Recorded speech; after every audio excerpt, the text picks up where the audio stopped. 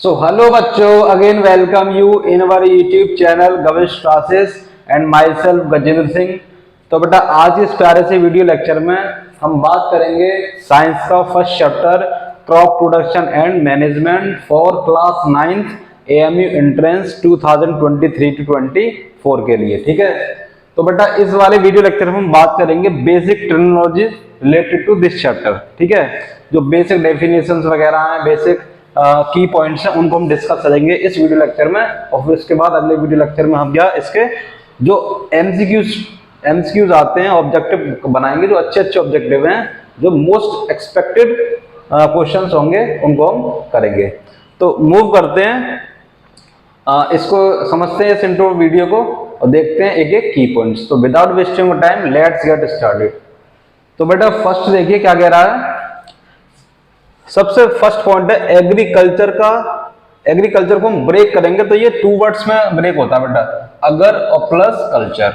जो अगर और कल्चर है ये दोनों क्या लैटिन वर्ड्स है और इनका मीन्स क्या है। अगर का मीन्स है बेटा फील्ड, ठीक है, खेत जिसे कहते हैं फील्ड, और कल्चर का मतलब है टू कल्टीवेट। ठीक है, खेती करने की जो क्रिया होती है, जो हम क्रॉप करने की जो फील्ड को हम क्रॉप करते हैं उसमें, तो उसको हम बोलते हैं कल्टीवेट करना, खेती करना। ठीक है, तो अगर का मतलब फील्ड और कल्चर का मतलब टू कल्टीवेट। तो एग्रीकल्चर आपका दो वर्ड से ब्रेक हुआ, अगर और कल्चर। आपको पता होना चाहिए इसमें दो वर्ड्स यूज हो रहे हैं जो लैटिन वर्ड्स हैं, अगर एंड कल्चर। अगर का मतलब फील्ड और कल्चर का मतलब कल्टीवेट, किसी फील्ड को कल्टीवेट करना। अगला की पॉइंट है बेटा एग्रीकल्चर रिवॉल्यूशन। आपको ध्यान रखना है एग्रीकल्चर रिवॉल्यूशन जो हुआ था, कृषि क्रांति जब हुई थी, वो कब स्टार्ट हुई थी? इन 1960। ठीक है, ये आपको ध्यान रखना है। फिर आगे बात करते हैं क्रॉप। क्रॉप होता क्या है बेटा, क्रॉप को समझना हमें। तो क्रॉप की देखो डेफिनेशन दे रखा है, the plants of the same kind. Plants हो और सेम काइंड के हों, इंपोर्टेंट ये की पॉइंट्स हैं।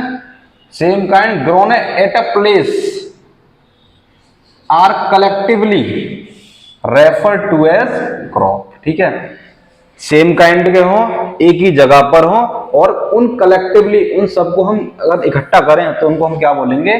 क्रॉप। तो आपको ध्यान रखना plants of the same kind, एक ही तरह के प्लांट हो, एक ही तरह के प्लांट हो और एक ही जगह पर हो और बहुत ज्यादा लार्ज स्केल पे हम उसको करेंगे तो हम उसको बोलेंगे क्रॉप। क्या बोलेंगे उसे? क्रॉप। ठीक है, तो आई होप आपको ये समझ में आएगी डेफिनेशन क्रॉप की।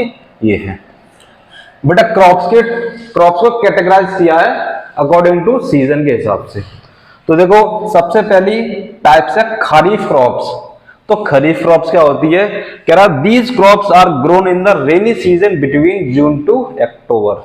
तो आपको ध्यान रखना है खरीफ क्रॉप्स कब होती है? रेनी सीजन में। इंपोर्टेंट पॉइंट्स हैं, इनको ध्यान रखना, मैंने अंडरलाइन कर दिया है और उनको इन्वर्टेड कॉमास में भी लिख दिया है। रेनी सीजन में होता है खरीफ क्रॉप्स और बिटवीन जून टू अक्टूबर, यही आपका रेनी सीजन वाला टाइम होता है जिसमें आप खरीफ क्रॉप्स को करते हो। ठीक है, एग्जांपल्स में बात करें खरीफ क्रॉप्स क्या होती है? पैडी, मेज, सोयाबीन, ग्राउंडनट, कॉटन एटसेट्रा। ठीक है, तो आपको एग्जांपल ध्यान रखने हैं। एग्जांपल इसमें ऑब्जेक्ट में पूछ सकता है कि paddy this type of crop, तो आप बोलोगे खरीफ क्रॉप्स। मेज हुआ, मक्का हुआ, soybean, groundnut, cotton etcetera. Second आता है बेटा राबी क्रॉप्स। तो राबी क्रॉप्स कब होती हैं? These crops are grown in the winter season. और विंटर सीजन स्टार्ट होता है आपका अक्टूबर से मार्च तक का सीजन जो होता है वो आपका क्या होता है? Winter season. ठीक है, तो विंटर सीजन में आपकी राबी क्रॉप्स होती हैं और राबी क्रॉप्स के एग्जांपल है वीट, लेग्यूम्स। लेग्यूम्स मतलब फलियां जिसे कहते हैं आप, क्लोवर हुआ, पी, ग्राम, मस्टर्ड और लिनसीड। ठीक है, लिनसीड मतलब अलसी का तेल वगैरह, और ये आपका सरसों का तेल हो जाएगा। ये चना, ये मटर वगैरह, ये आपके क्या है? राबी क्रॉप। ठीक है, आपको ध्यान रखना है इनका सीजन ये विंटर सीजन में होते हैं और अक्टूबर मार्च के बीच में होते हैं। ठीक है, ये आपको ध्यान रखना, जून से अक्टूबर में ये आपका खरीफ क्रॉप्स और अक्टूबर से मार्च तक आपका राबी क्रॉप्स। अब आते हैं, अब बचा आपका टाइम, देखो जून से अक्टूबर कंप्लीट हो गया, अक्टूबर से मार्च ले लिया, अब आपको बचे मार्च से जून तक का टाइम ड्यूरेशन। ठीक है, उस टाइम ड्यूरेशन में कौन सी फसल होती है? उसको बोलते हैं बेटा जायद क्रॉप्स। ठीक है, जायद क्रॉप्स। कह रहा these crops are grown in the summer season. जो बिटवीन मार्च टू जून जाएगा वो टाइम, जो टाइम ड्यूरेशन है वो टाइम इंटरवल किसमें, समर सीजन में काउंट हो जाएगा। इसमें जो होती हैं आपके कुकुम्बर हो गया, खीरा, ककड़ी, वाटरमेलन, मस्कमेलन, बिटर गार्ड, जो बाकी सारी चीजें हैं, ठीक है, ककड़ी वगैरह, ये सब आपका इसमें आ जाएगा, ठीक है, जायद क्रॉप्स में। तो आई होप आपको ये बेसिक आपको पता चला होगा। इसके बाद मूव करते हैं हम आगे, इसका की पॉइंट्स पे, इसे नोट करें और इसको बढ़िया से तैयार रखें।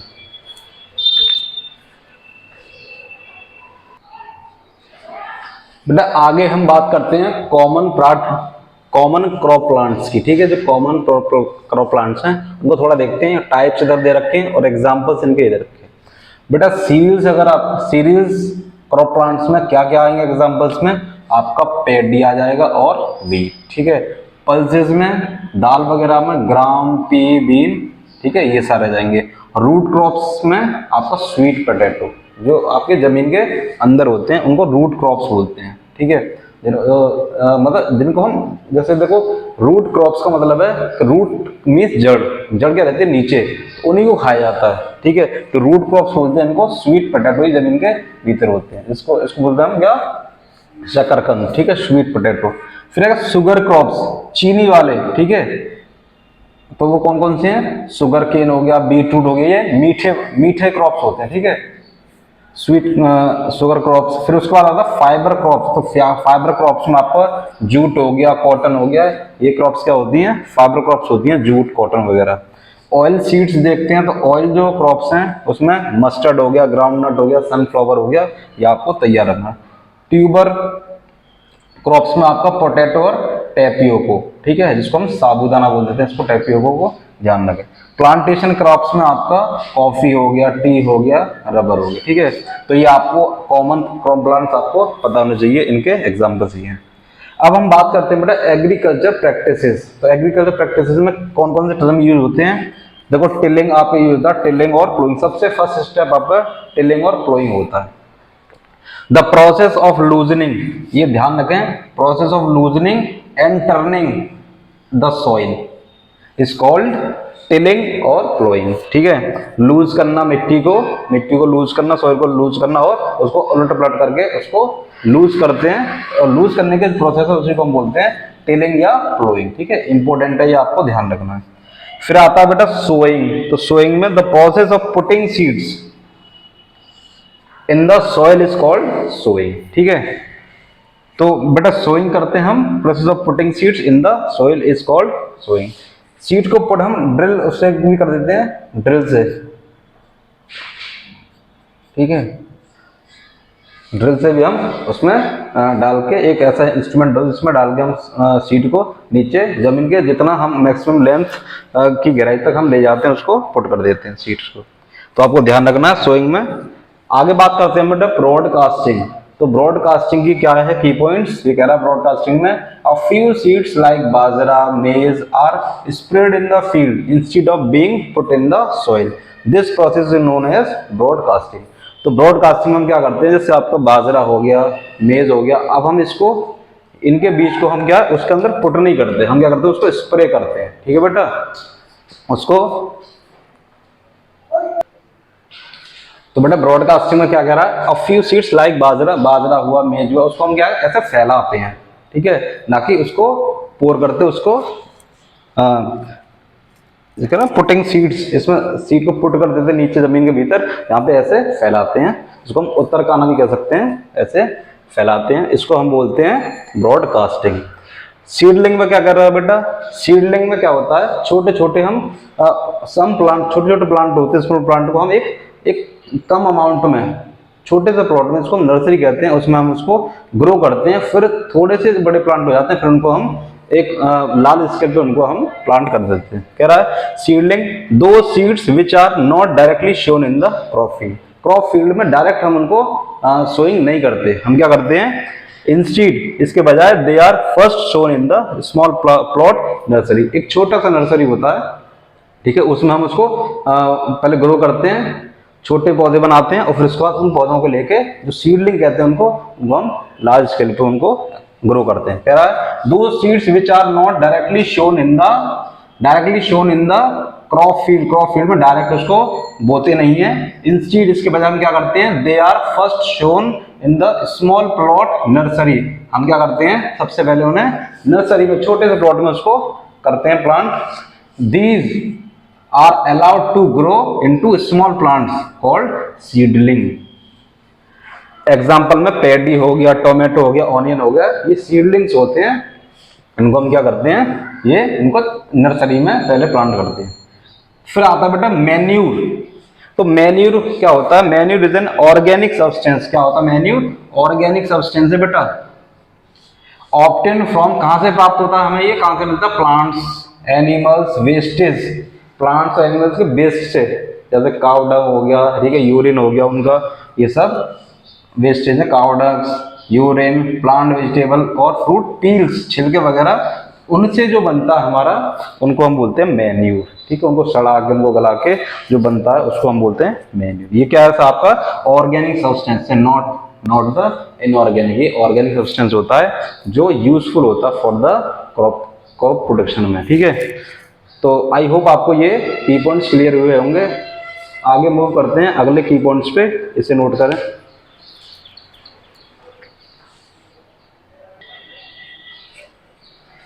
बेटा आगे की पॉइंट्स हैं आपका, देखो ये कह रहा है ऑर्गेनिक। इससे पहले, इसको पढ़ने से पहले हम थोड़ा फर्टिलाइजर को पढ़ेंगे।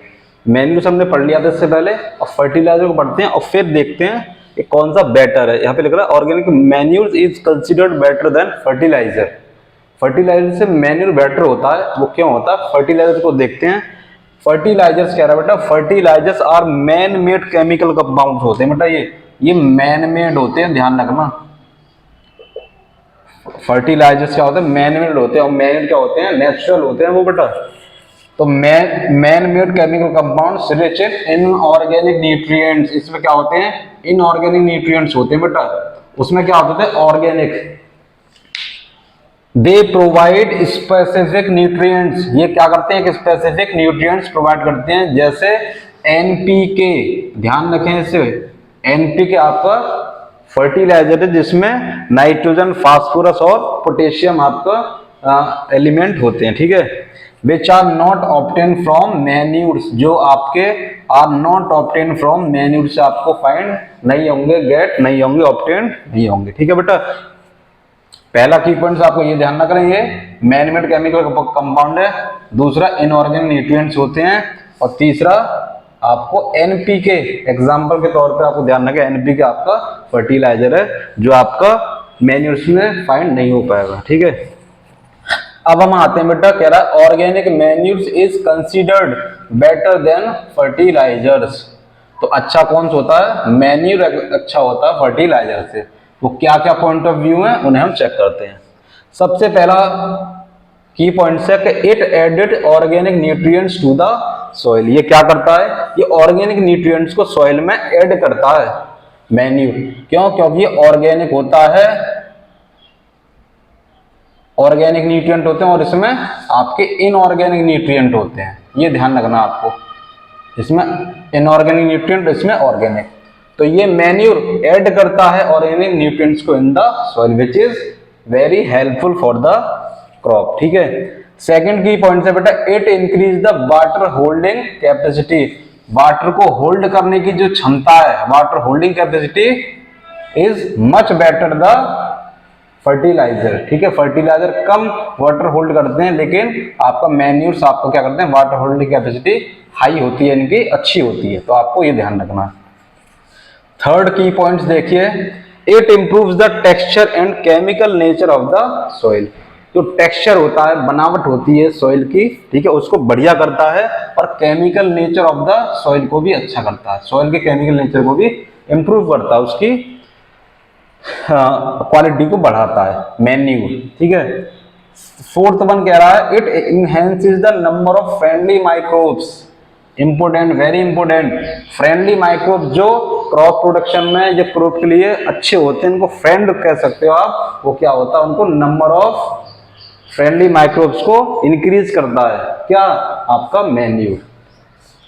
ठीक है बेटा, तो आपको ध्यान रखना है, friendly microbes, number of friendly microbes को एनहेंस करता है, केमिकल नेचर और टेक्सचर को बढ़िया बनाता है, मैन्यूर्स, वाटर होल्डिंग कैपेसिटी अच्छी होती है मैन्यूर्स की, और organic nutrients transfer to the soil, ठीक है, मैन्यूर आपका।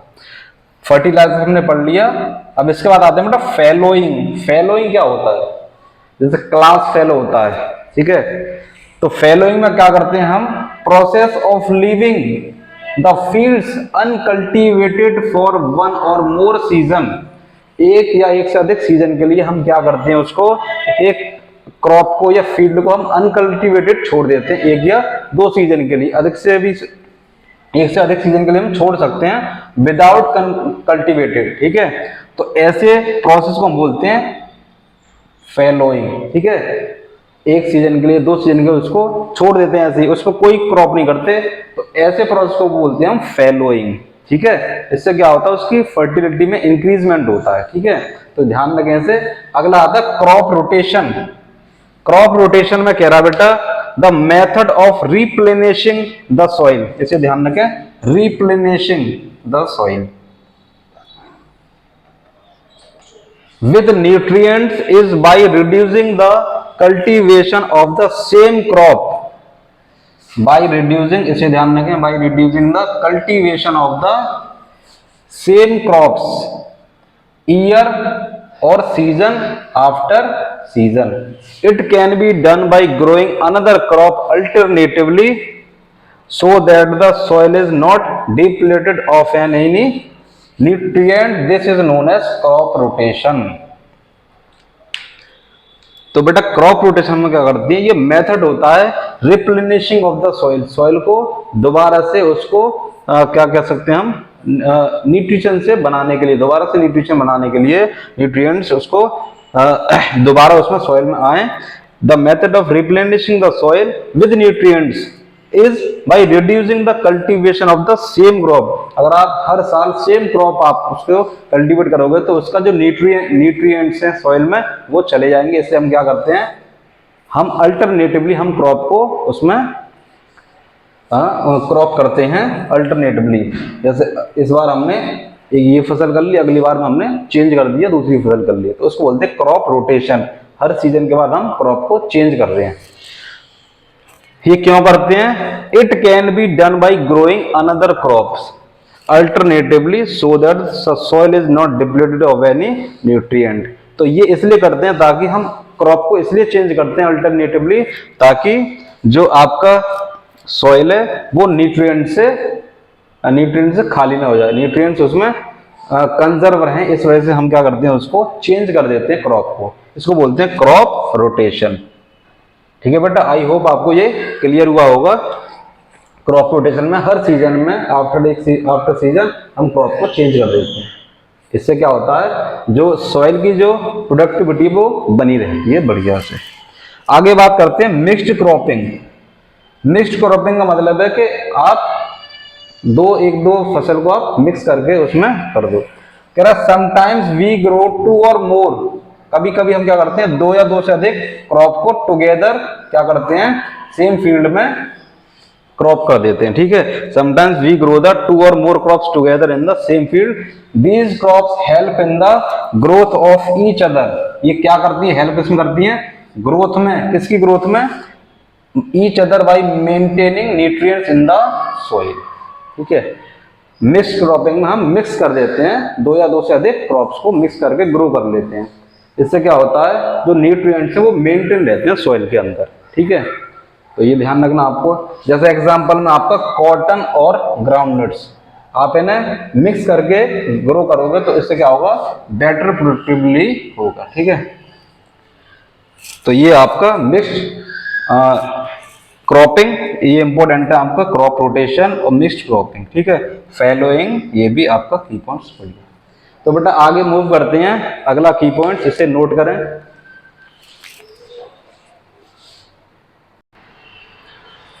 बेटा अगला की पॉइंट है, हमने अब पढ़ेंगे हम इरिगेशन। तो बेटा इरिगेशन में कह रहा है supply of required water, supply of required water to the plants in the crop field is called irrigation. जब हमने सोइंग कर लिया प्लोइंग कर लिया, उसके बाद हमने लेवलिंग करा, फिर हमने शोइंग करा, अच्छे बीज बोए, फिर उसके बाद हम क्या करेंगे, अब आफ्टर मैन्यूर भी कर दिया, फर्टिलाइजर डाल दिया, अब इसके बाद इरिगेशन करेंगे। तो इरिगेशन में हम क्या करते हैं, required water, supply of water, water को सप्लाई करना to the plants in the crop field is called irrigation. ठीक है बेटा, पानी को लगाना, पानी हम देना, पानी को देंगे प्लांट्स में तो उसको बोलते हैं, उस प्रोसेस को बोलते हैं इरिगेशन। तो इरिगेशन में बेटा कुछ मेथड से होना, आप ध्यान रखना, एक स्प्रिंकलर सिस्टम होता है और एक ड्रिप सिस्टम होता है। ठीक है, ये दो मेथड आपको याद रखना, स्प्रिंकलर सिस्टम और ड्रिप सिस्टम। ठीक है, अब आगे बात करते हैं लोजिंग। तो लोजिंग का मतलब क्या कह रहा है, sometimes untimely rains and hail storms or fast winds accompanied by rains damage the crop. In case of wheat, maize, paddy and a few others, these winds and rains result in the fall of crop plants at the grain maturation stage. तो कह रहा है lodging का मतलब है, कभी कभार क्या होता है, तेज आंधी आ जाती है, तेज बारिश हो जाती है, ओले की बारिश हो जाती है, तो क्या हो जाता है, हमारी फसल क्या हो जाती है, खराब हो जाती है, डैमेज द क्रॉप, क्रॉप खराब हो जाती है, जिसकी वजह से व्हीट, मेज, पैडी और फ्यू अदर्स आपकी क्रॉप्स हैं, these winds and rains result in the fall of crop plants, क्या हो जाते हैं, क्रॉप प्लांट्स में से गिर जाते हैं दाने, and the grain maturation stage. तो ग्रेन जो मैच्योरेशन स्टेज है वहां तक नहीं, उस तक क्या वो क्रॉप प्लांट्स जो होते हैं उसके वो गिर जाते हैं, क्रॉप प्लांट्स गिर जाते हैं due to the heavy winds. ठीक है, तो लॉजिंग में आपको समझ में आ गया होगा, तेज बारिश होती है, तेज वर्षा होती है, या फिर ओले वाली बारिश होगी, तेज हवाएं होगी, उससे क्या होता है, फसल खराब हो जाती है, जिसकी वजह से व्हीट हो गया, मेज, पेडी, ये सारी फसलें विंड्स और रेन क्या कर देती हैं, क्रॉप प्लांट को गिरा देते हैं, बहा देते हैं at the grain maturation stage. Grain maturation stage तक वो सारे खराब हो जाते हैं, उससे पहले ही। अब आगे बात करते हैं बेटा वीडिंग। तो वीडिंग में कह रहा है the process of removing weeds. जो वीड्स होते हैं, जो अनवांटेड प्लांट्स होते हैं, जो ग्रो कर जाते हैं क्रॉप के साथ, तो उनको हटाना, उनको रिमूव करना, उसको रिमूव करने क्या कहते हैं, वीडिंग। तो the process of removing weeds को हटाने का जो प्रोसेस है from a field is called weeding. ध्यान रखना इसको। सम कॉमन वीडीसाइड्स हैं बेटा, डेलापोन हो गया, मेटाक्लोर हो गया, सिनिएजिन हो गया, 2,4-D हो गया। ठीक है, आप एग्जांपल्स को ध्यान रखोगे, डेलापोन और ये मेटाक्लोर, सिनिएजिन और ये 2,4-D, ये एग्जांपल्स है वीडीसाइड्स हैं। इसके बाद बात करते हैं पेस्ट्स। कह रहा बेटा the organisms which cause damage the crop and make them unfit for human consumption are refer to as paste.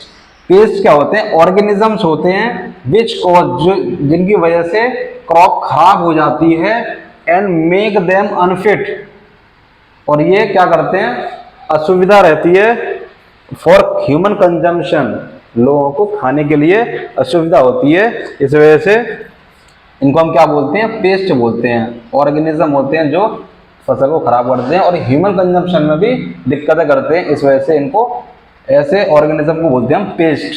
कह रहा pest cause up to 30% loss of output in the crop production. Crop production में लगभग 30% उसको खराब कर देता है ये पेस्ट, अधिक से अधिक 30% तक पेस्ट खराब कर देता है क्रॉप प्रोडक्शन को। ठीक है, तो अब इसके बाद इसलिए यूज होंगे पेस्टिसाइड्स। तो पेस्टिसाइड्स क्या होते हैं, various poisonous chemicals are used to kill the paste.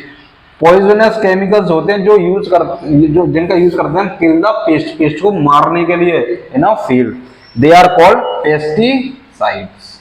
ठीक है, जैसे यहाँ पे था वीड्स को खत्म करने में वीडीसाइड यूज करते हैं, डेलोपोन, मेटाक्लोर, सिनिएजिन और 2,4-D, इनको खत्म करते हैं वीड्स को। ठीक है, अनवांटेड प्लांट्स होते हैं उनको खत्म होंगे। ऐसी पेस्ट को खत्म करने के लिए पेस्टिसाइड यूज करते हैं, जो केमिकल्स होते हैं पॉइजनस केमिकल, जिनकी वजह से हम पेस्ट को खत्म करते हैं। फिर आता बेटा रोडेंटिसाइड्स। तो रोडेंटिसाइड को यूज करते हैं टू किल रोडेंट को खत्म करने के, चूहे वगैरह को मारने के लिए हम रोडेंटिसाइड्स का यूज करते हैं। ठीक है, फिर आता है इंसेक्टिसाइड्स।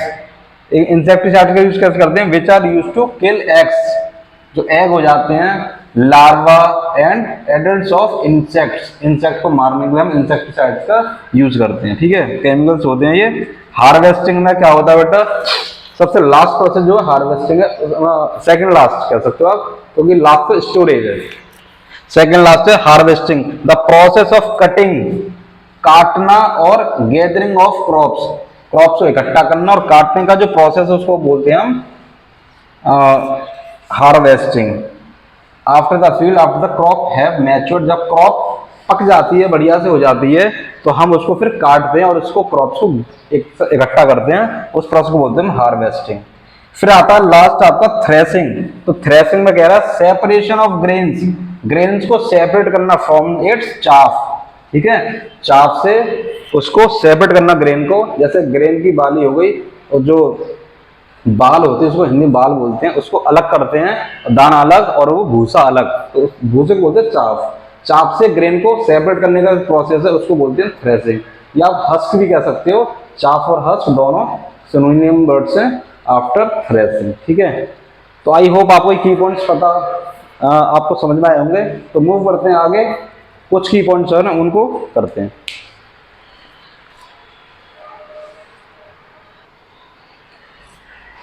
बेटा आगे की पॉइंट है आपका एनिमल हस्बेंड्री। तो animal, what is animal husbandry? तो कह रहा है the rearing of animals on a large scale is known as animal husbandry. हम क्या करते हैं, लार्ज स्केल पे एनिमल को रियरिंग करना, एनिमल्स को पालना, ठीक है, लार्ज स्केल पे उसको बोलते हैं एनिमल हस्बेंड्री। इस टर्म को आप ध्यान रखिएगा, rearing of animals on a large scale. Large scale पे हम क्या है, एनिमल्स को पालते हैं, रियरिंग करना, पालना, तो हम क्या बोलते हैं उसको, एनिमल हस्बेंड्री, ठीक है। फिर आगे आता है मिल्च एनिमल्स। तो मिल्च एनिमल कह रहा है अ few animals provide us milk. Milk का मतलब मिल्क से है बेटा, जो आपको एनिमल्स मिल्क प्रोवाइड करेंगे उनको हम बोलेंगे milch animals. A few animals provide us milk, a rich source of proteins. Milk क्या होता है, rich source of proteins, of vitamins और मिनरल्स, ठीक है, ये आपके न्यूट्रिएंट्स होते हैं मिल्क में, प्रोटीन्स, विटामिन्स और मिनरल्स। तो these minerals are called milch animals. These minerals are called, नहीं, दीज मिनरल्स नहीं, these animals, these animals are called milch animals. जो मिल्क प्रोवाइड करते हैं उनको बोलते हैं मिल्च एनिमल्स, ठीक है, जैसे काऊ हो गया, बफेलो, गॉट एटसेट्रा। फिर आगे बात करते हैं ब्रॉयलर्स क्या होता है बेटा। कह रहा है birds that are specially reared from meat. बेटा मीट के लिए हम उन बर्ड्स को रियरिंग करते हैं, उसको बोलते हैं हम ब्रॉयलर्स, ठीक है। Birds that are specially reared from meat, meat के लिए उनको पाला जाता है बर्ड्स को, उनको बोलते हैं हम ब्रॉयलर्स। आगे बात करते हैं पिसीकल्चर। तो these rearing of fish on a large scale is called pisciculture. Fish को, मछलियों का पालन जिसे हम कहते हैं rearing of fish on a large scale is called pisciculture, ठीक है। आई होप आपको क्लियर हुआ होगा यहाँ पे। अब है एपीकल्चर। तो रियरिंग ऑफ हनी बीज, मधुमक्खियों को पालने का, जो लार्ज स्केल पे हम मधुमक्खियों को पालते हैं, हनी बीज को पालते हैं, उनको बोलते हैं हम एपीकल्चर। उस प्रोसेस को या उस ब्रांच को हम बोलते हैं एपीकल्चर, ठीक है। तो आई होप आपको ये सारा इंट्रो वीडियो आपको कंप्लीट आपका हो चुका है। जो की पॉइंट से मेन आपके डेफिनेशंस थी इसमें रिगार्डिंग दिस चैप्टर, वो सारी मैंने आपको डिस्कस कर दी हैं। अगर ये वीडियो आपको अच्छा लगा तो आप इसे लाइक कीजिए और शेयर कीजिए। अगले वीडियो लेक्चर में हम इसके एमसीक्यूज कराएंगे, इस चैप्टर से रिगार्डिंग इंपोर्टेंट एमसीक्यूज कराएंगे। और ये इंट्रो वीडियो था। तो आज के इस वीडियो लेक्चर में सिर्फ इतना ही था। आगे वीडियो लेक्चर में हम प्रोसीड करेंगे एमसीक्यूज। तो अपनी पढ़ाई करते रहिए। अगर कोई भी रिगार्डिंग दिस इंट्रो वीडियो कोई भी प्रॉब्लम है तो आप उसे कमेंट करके जरूर पूछें बेटा। तो मिलते हैं अगले वीडियो लेक्चर में इसके एमसीक्यूज लेके। So all the very best.